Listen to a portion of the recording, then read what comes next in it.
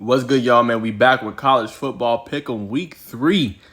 You know what I'm gonna start doing? I'm gonna start keeping track of these picks to see how I'm doing this season. So last week was an okay week. I got Nebraska one right. I kind of figured, like I said, outside of Shedeur and Travis, who else does Colorado really have?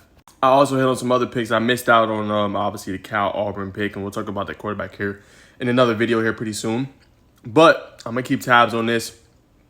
Here are some featured matchups, some good ones to watch for. All right, start off with where college games is going to be. It's going to be LSU and obviously South Carolina. It's going to be on ABC. One of the marquee games. I know got Lenore Sellers. Obviously, you got Garrett Nussmeier. But I'm rolling with LSU, man. I like the team. I like the talent that they got. They played a really good LSU team and fought all the way to the end. I think LSU was slept on. I think this team could end up being a top 12 team before it's said and done.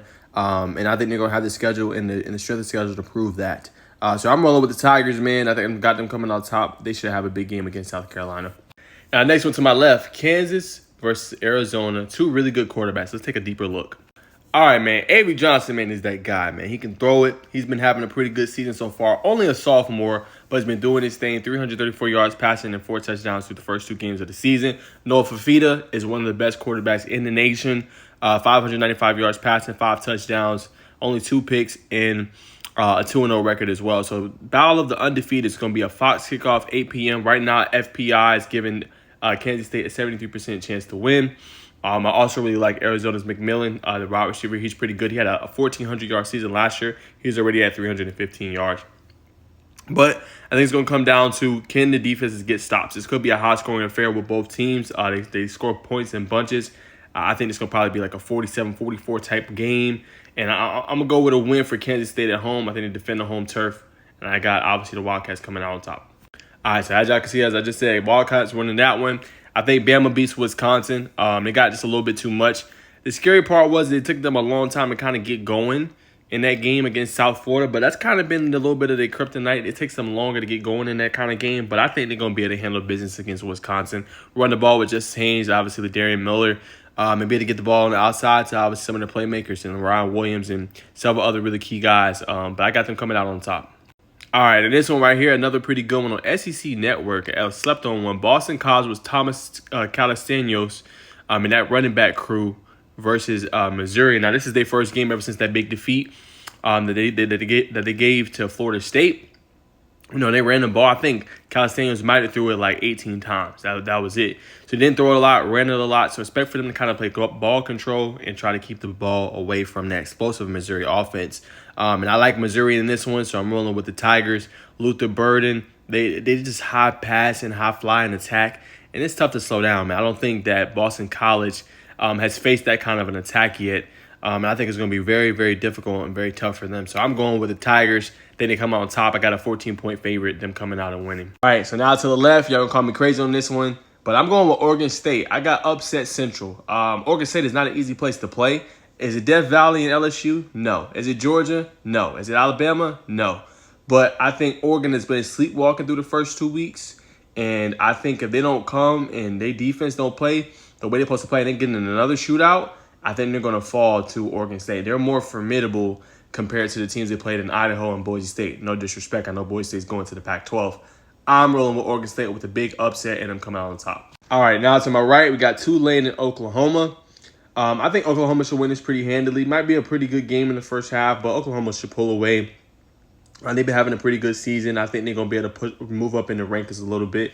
But there is one player I wanted to point out. Now, Oklahoma struggled in their game against Houston last week, 16-12. So they got to do better than that. But I like this kid right here. He gets a lot of flack. But Jackson Arnold having a pretty good season, 315 yards passing and 6 touchdowns. And what I like is he doesn't even have a 100-yard receiver. Like, look at this, y'all. Look how spread out this is. This is what you want to see from a quarterback. He's not locking on one receiver. The one that has the most catches is Burks, 15 catches, 89 yards. Like Thompson, 6 catches, 58 yards.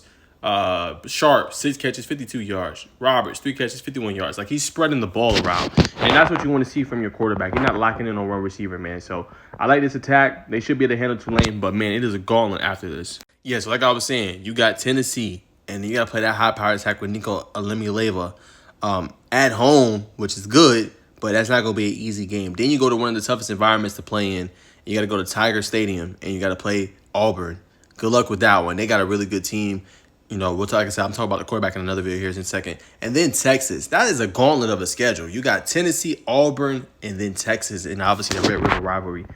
That is not easy, you know. And after that, South Carolina, and then Ole Miss. So it don't get no easier for Oklahoma. It's going to be some marquee games coming up. Yep, so I'm taking the Sooners in that one. And then the big one right here, I cannot wait. A lot of people got Texas A&M beating the Florida Gators. I'm going with Florida. I think they get back on track.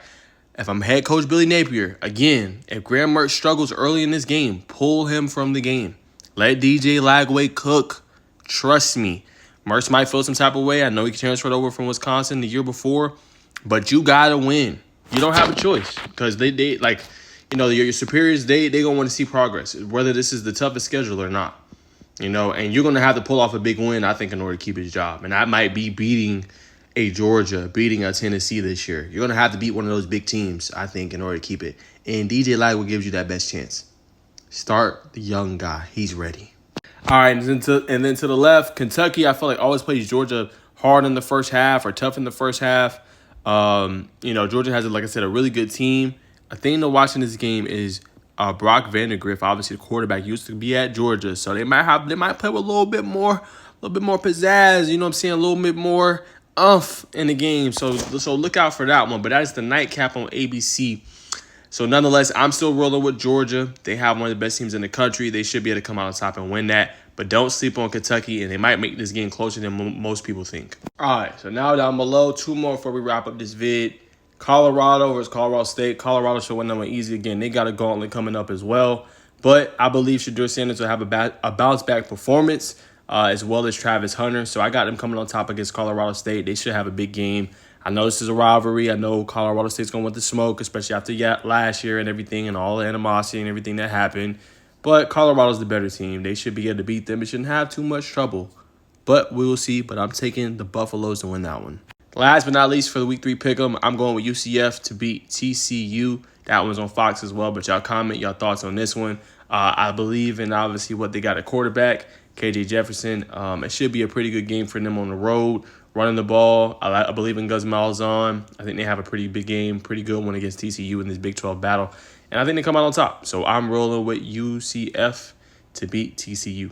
All right, y'all. So there y'all have it, man. Those are the featured matchups for this week. The best ones pretty much for each week. On3 does a good job with this. So that's my reaction. That's what I'm taking to win these matchups. And like I said, hopefully it's a good week. But I'm going to start keeping track to let y'all know how I do want to pick them going forward with Week 3. I have a little note or something attached here that you guys can see what my record was and how I came out on top, man. But that's all I got. Appreciate y'all tuning in, man. Should be another great week of college football.